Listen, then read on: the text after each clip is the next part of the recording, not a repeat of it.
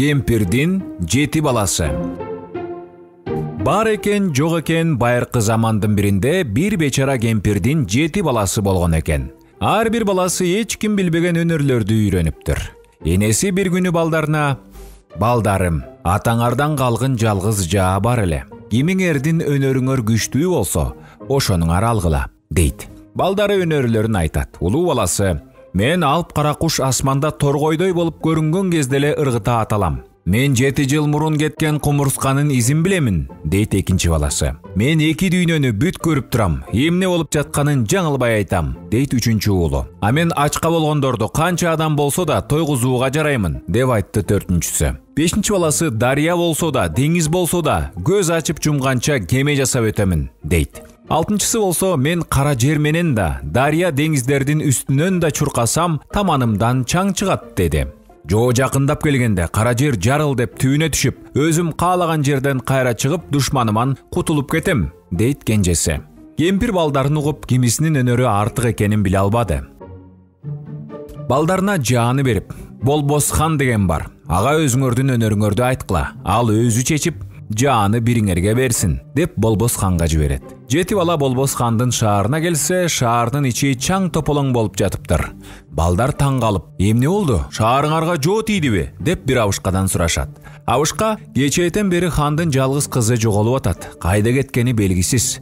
Хан болсо кызымды тапкыла, болбосо баарыңардын башыңарды аламын деп жатат, балдарым", дейт. 7 бала кеңешип хандын кызын таап бермек болушту. Экинчи баладан ис таап бер дешет. "Жер менен эмес, асман менен учуп тур", дейт. Анда 2 дүйнөнү көрчү жигит: "Тойбос хан деген хандын алып кара кушу алып учуп баратат", деди. 7 кызды сактайлы деп кушту кууп жөнөштү. Жолдон чоң дарыя кезикти. Бир жагынан курсактары ачты.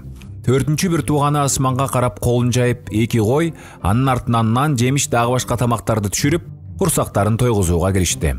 Эт бышканча эле кеме жасап өтүп кетем деген бала кеме даярдап коюптур. Балдар тамакка тоюп, кемеге отуруп дарыядан сүзүп өтүштү. Күнү түнү жол жүрүп отуруп, Тойбос хандын шаарына келишти. Тойбос хан түшүндө Болбос хандын кызын көрүп, ага ашык болгонунан кызды уурдатып алган экен. Балдар жеткенде ал кыз 40 кыз менен сууга түшкөнү келе жаткан. "Таманыман чаң чыгат" деген бала чуркап барып Болбос хандын кызына кошуп, Тойбос хандын кызын да уурдай качат. Муну Тойбос хан угуп, алып кара кушун куугунга жиберет. Торгойдой болуп көрүнгөндө эле атып салам деген бала атып жиберсе, канаты сынып, алып кара куш кайра кайрылып, Тойбос хандын эшигинин алдына түшөт. Тойбос хан чоң кемеге көп аскер салып, куугунга жумшайт. Аскерлер кууп жетип калганда, жер жара алган бала: "Кара жер жарыл!" деп тебетейин жерге бир урат. Жер жарылып, балдар жер астына түшөт. Алар менен боз атчан аскер башчысы да кошо жерге түшүп кетет. Аскерлер кайра артка барып, Тойбос ханга көргөнүн айтат. "Булар адам эмес го", деп Тойбос хан Кудайдын каарына калган экенмин деп ойлоп, мындан кийин кыз уурдабайм деп убада берет.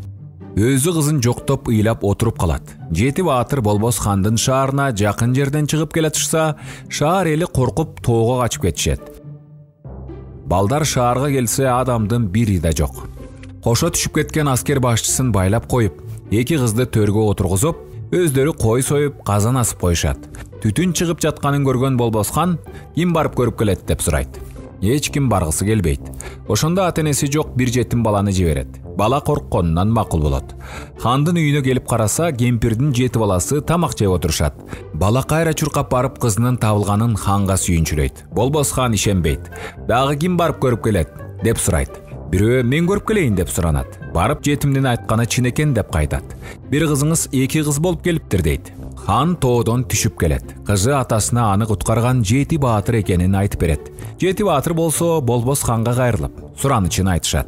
Өз өнөрлөрүн айтып бергенден кийин хан: "Баарыңдын өнөрүңөр бирдей экен", деп өз тактысын балдарга берип, кызын улуу балага үйлөндүрөт. Тойбос хандын кызын экинчи баатырга алып берип, калган балдарга шаардан кыстандатып, баарына бир чоң той берет.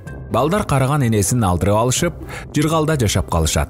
Ал эми Болбос хан бул бир туугандардын кимисинин өнөрү күчтүү деп, ошондон бери чече албай, башы катып жүрөт дешет экен. А силердин оюңар боюнча кимиси күчтүү? Комментарий жазып коюңуздар.